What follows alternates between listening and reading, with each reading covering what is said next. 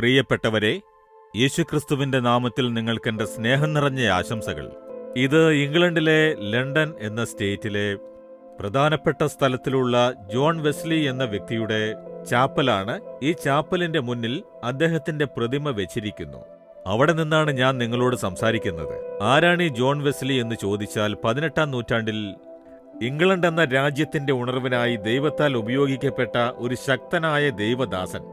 ദൈവം ഈ ദൈവദാസനെ തെരഞ്ഞെടുത്ത് പരിശുദ്ധാത്മാവിനാൽ നിറച്ച് വിശുദ്ധിയുടെ ഒരു ദർശനം നൽകി സഭയ്ക്കകത്തൊരു പരിശുദ്ധി കാണുവാനായി വചനം അതിശക്തമായി പ്രസംഗിച്ച ഒരു ദൈവദാസനാണ് ജോൺ വെസ്ലി എന്ന വ്യക്തി.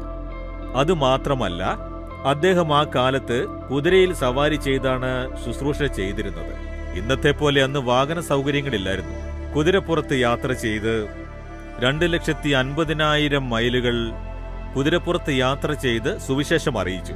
ഗ്രാമങ്ങളിൽ ചെന്ന് വയലുകളിൽ പ്രവർത്തിക്കുന്നവർക്കും തെരുവിൽ വസിക്കുന്നവർക്കും തുരങ്കത്തിൽ ജോലി ചെയ്യുന്ന പാവപ്പെട്ടവർക്കുമെല്ലാം സുവിശേഷം അറിയിച്ചിരിക്കുന്നു.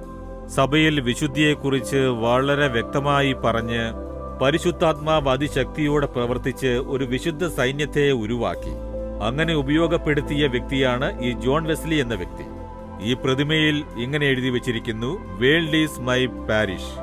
അതായത് ഈ സഭ മാത്രമല്ല, ലോകം മുഴുവനും എല്ലാ ആത്മാക്കളും എന്റെ സഭയിലെ അംഗങ്ങളാണ്, എനിക്കുള്ള ജനസമൂഹങ്ങളാണ്. ഓരോരുത്തർക്കും സുവിശേഷം അറിയിക്കണം എന്ന ദർശനത്തോടെ ജീവിച്ചിരിക്കുന്നു. അത്തരമൊരു ദർശനത്തോടെ ശുശ്രൂഷ ചെയ്ത ദൈവദാസനാണ് ഇദ്ദേഹം. അദ്ദേഹം ജീവിച്ച സ്ഥലം ഇവിടെയുണ്ട്.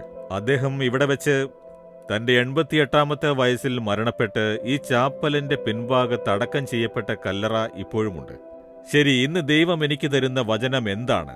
വെളിപ്പാടിന്റെ പുസ്തകം 3-ാം അധ്യായം 8-ാം വാക്യം.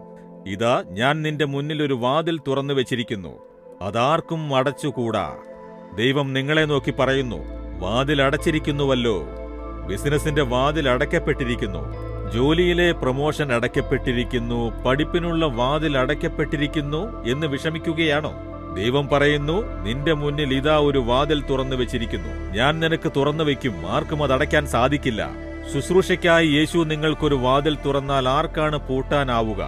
ബിസിനസിനുള്ള വാതിൽ യേശു തുറന്നാൽ ആർക്കാണത് പൂട്ടാനാവുക? ജോലിക്കുള്ള വാതിൽ യേശു തുറന്നാൽ ആർക്കാണത് പൂട്ടാനാവുക?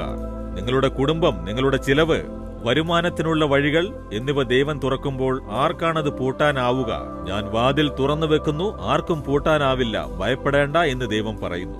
ഇന്ന് വാതിൽ പൂട്ടിയിരിക്കുന്നു എന്ന് വിഷമിച്ചിരിക്കുകയാണോ നിങ്ങൾ? വാതിൽ തുറക്കപ്പെടും. പൂട്ടിയിരിക്കുന്ന വാതിൽ തുറക്കപ്പെടും. ഈ ദൈവദാസനെ കണ്ടില്ലേ? രാജ്യം മുഴുവനും യാത്ര ചെയ്ത് ഗ്രാമങ്ങൾ തോറും പട്ടണങ്ങൾ തോറും എല്ലായിടങ്ങളിലും ധൈര്യമായി സുവിശേഷം അറിയിച്ച് വലിയൊരു കൂട്ടം ജനങ്ങൾ രക്ഷിക്കപ്പെട്ടിരിക്കുന്നു. പാവപ്പെട്ടവർക്ക് നന്മ ചെയ്തിരിക്കുന്നു, ദൈവത്തിനായി സാധ്യമാക്കിയിരിക്കുന്നു. നിങ്ങളെക്കൊണ്ടും ചെയ്യും, നിങ്ങൾക്കും ദൈവം ചെയ്യും. അതുകൊണ്ടാണ് ദൈവം പറയുന്നത്, എന്റെ മകനെ, മകളെ, നിനക്കായി ഞാൻ വാതിൽ തുറന്നിരിക്കുന്നു, ആർക്കും പൂട്ടാനാവില്ല, ഭയപ്പെടേണ്ട എന്ന് നിങ്ങളെ ധൈര്യപ്പെടുത്തുന്നു. ധൈര്യത്തോടെ പറയൂ, ദൈവമേ, എനിക്കായി അങ്ങ് വഴികൾ തുറക്കുന്നു, ആർക്കും അത് പൂട്ടാനാവില്ല. ഇന്ന് തുറക്കും, സ്തോത്രമെന്ന് പറയൂ. ഇന്ന് തന്നെ ഒരു അത്ഭുതം നടക്കുന്നത് നിങ്ങൾ കാണും. ദൈവമേ, അങ്ങ് തന്ന വാഗ്ദത്തത്തിന് സ്തോത്രം. എനിക്കും ഞങ്ങൾക്കും ഈ മകനും മകൾക്കും വേണ്ടി വാതിൽ തുറന്നു വെച്ചിരിക്കുന്നു, ആർക്കും പൂട്ടാനാവില്ല. ഇന്ന് അത്ഭുതങ്ങൾ കാണട്ടെ.